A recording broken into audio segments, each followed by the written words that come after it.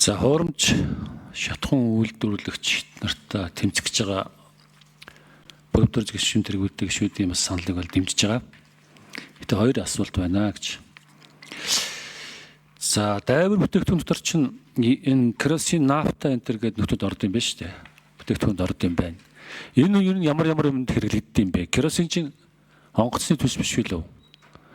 Хэрвээ энэ нэмэгдэх юм бол нэг орон нутгийн онгоцнуудын тасалбар энэ төр нэмэгдээд орон нутгийн иргэдэд маань хүндрэл учрах уу?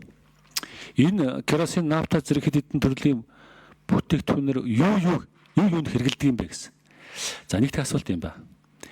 За хоёрдугаарт үндсэн хуулийнхаа цэцгийг яаж тойрж гарах вэ? Та хэд сая ган үе гишүүн айгүй чухал юм ярьчлаа ш. Яг энэ чигээр бол дахиад хэрэг үүсээд дахиад нөгөө хүмүүстэй очиод ялагдаад дахиад энэ хууль чинь явахгүй нэ.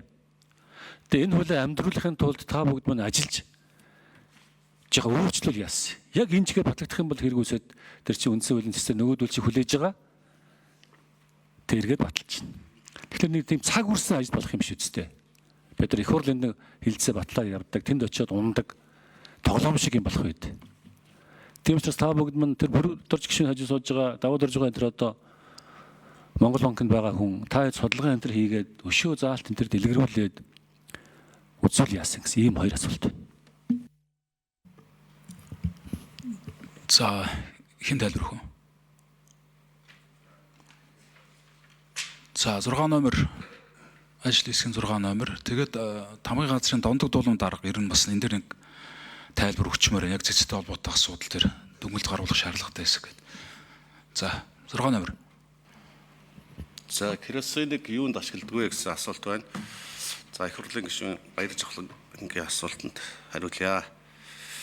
За керосиныг бол гэрэлтүүлэгт ашигладаг, дэнлүү, чийдэн гэдэг орон нутагт ашигладаг байгаа. Мөн халаалт керосиныг тодорхой хэмжээгээр халаалт байшин халаахт ийм зориултаар оруулж ирдэг. Мөн галтгоо керосины зуухыг одоо хоол хүнс бэлтгэхт ашигладаг гэсэн ийм хэд хэдэн төрлийн зүйлэнд керосиныг ашигладаг. Гэхдээ бидний яриад байгаа энэ зүйл бол судалгааг нь хийгээд ирэхээр яг тэр хууль батлагдсныхаа дараа бол энэ асуудал керосины орж ирж байгаа статистик үзүүлэлт бол огцон буурсан. Яагаад гэвэл нэг хуурамч шатгуунд хэрэглэхэ болчихж гин гэсэн үг.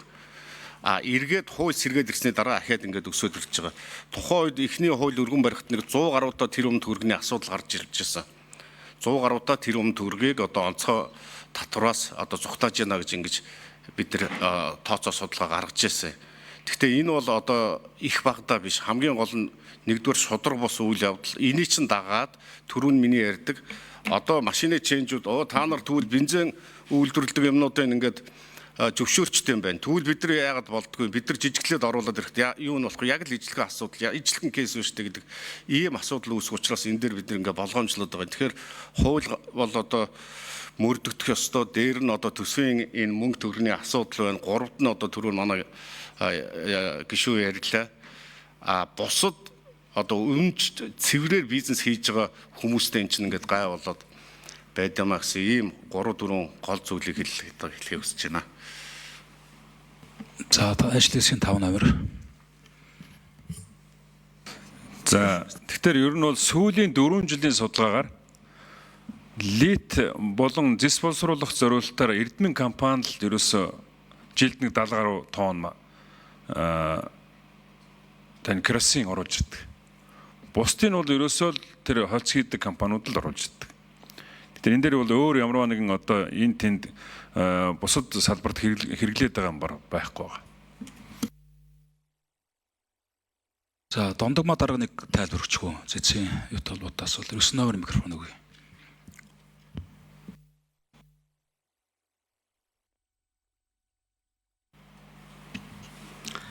За хууль санаачлаас өргөн мэдүүлсэн хуулийн төсөлтэй холбогдуулан тайлбар хэлье. Онцгой албан татварын тухай хуульд үндсэн хуулийн цэцгийн 2023 оны 4-р тогтоол дүгнэлтээр яг энэ газрын засны үйлдвэрийн дайвар бүтээгдэхүүн керосин гэдэг энэ бүтээгдэхүүн тавигдсан албан татварын хэмжээг цэц төдгөлзүүлсэн. Үүнийг их хурал 2023 оны 52 дугаар тогтоолоор хүлээн зөвшөөрсөн байгаа. Тэгээд үүнтэй холбогдуулаад яг хууль санаачлаас өргөн мэдүүлсэн төсөл бол энэ зохицуултыг агуулгаар нь сэргээж байгаа.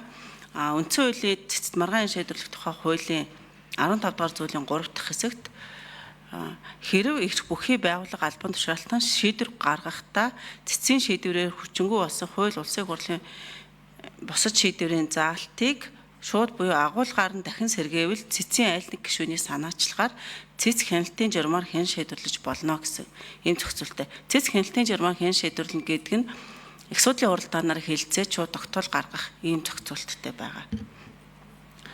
Байнгын хорооны улсын хурлын тухай хууль заасан байнгын хорооны бүрийн эрхтэр бол байнгын хороо хилцэж байгаа хууль тогтоомжийн төсөл хамт өргөн мэдүүлсэн босгод төслийн талаар хууль зүйн зөвлөмж гаргуулах бүрийн эрхтэй гэж заасан байгаа. Тэгэхээр энэ яг цэцгийн шийдвэртэй холбоотой асуудлаар хууль зүйн зөвлөмж гаргуулах ийм эрхийг байнгын хороо хэрэгжүүлэх боломжтой байна. За зөвлөмж гаргуулыг бол хэдэн хоногт багтаж харах вэ? Байнгын хорооны хүсэл дээр хамгийн газар 14 хоногийн дотор зөвлөмж гаргах. 14 хүртэл хоногийн хугацаанд зөвлөмж гаргах тийм зохицуулт. За ойлголоо. За заяа бол гişүн асуулт асууя. За давуу дуржгаа хоёулаа ихлэ танилцчихъя. Би алдарж ахлан гэдэг хүн байгаа шүү. Тий. Хоёрдугаар та бас муу зөвлөж байна. Нэг үлгэрт. Хурлын гишүүнд. Энэ саяны ярьж байгаа зүйлийг та нар аль хэдийн олж харах хэрэгтэй байсан. Энэ асуудлыг их хурлын гишүүдэд тавих хэрэгтэй байсан. Хэрвээ одоо ингэж явчих юм бол эн чинь зүгээр тоглоом болоод очиод үнсэл дахиад унана. Нэг хууль санаачилсан одоо нэг тийм л зүйл болох гээд байгаа. Тэгэхээр одоо бид юуг зөвлөх гээд байна гэхэд энийг бас ярилцаа дараагийн шатны чуулганд орохоос өмнө энийг нэг янзлаач. Тэгэхгүй бол хэдүүлээ үндсэн хуулийн төстэй нэг тоглолдог тоглоом шиг болох гээд байна.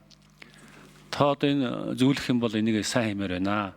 Бүх талаас нь хармаар байна. Хуульчдыг оруулмаар байна гэж одоо танд зөвлөх хүн зөвлөчээ.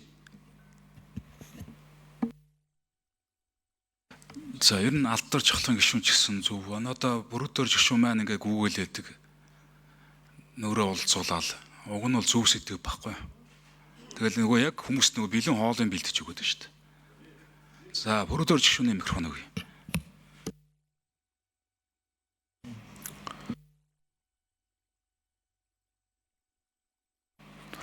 За энэ цэцгийн 15 дугаар зүйлийн цэц маргаан шийдвэрлэх ажиллагааны хүрээ гэж энэ 15-ын 3 дээр хэрвээ эрх бүхий байгууллага албан тушаалтан шийдвэр гаргахтаа гэдэг нь одоо шинэ их хурл шийдвэр гаргахтаа цэцгийн шийдвэрээр хүчингү болсон хууль болон шийдвэрийн залтыг шууд буюу агуулгаар нь дахин сэргээвэл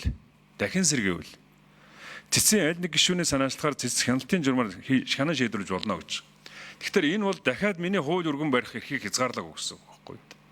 Өөрөлд би энэ цэцгийн гаргасан шийдвэрийн дагуу дахиад хууль өргөн барьж болно. Энийг одоо шинэ цэц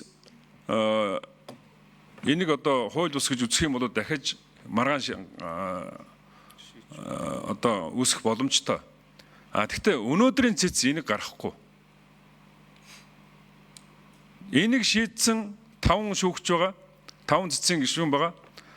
Тэрний 4-өөр нь одоо энэ асуудал шийдвэрлэгдсэн.